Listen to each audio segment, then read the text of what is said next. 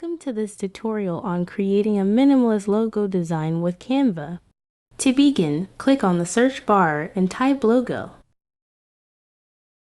In this video, we'll opt for the 500 by 500 canvas size to craft our logo.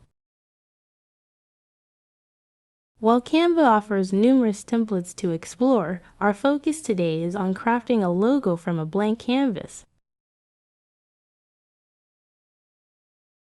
Navigate to the Elements section, add a circle,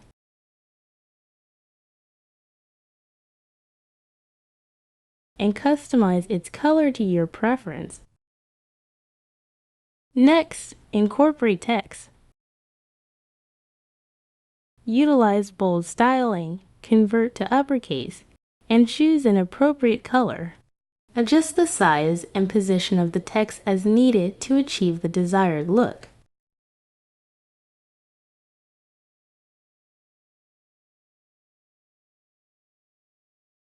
Feel free to experiment with various fonts, sizes, and colors to craft a logo design that is truly unique. That's a wrap. I hope this tutorial was helpful for you. Thanks for watching.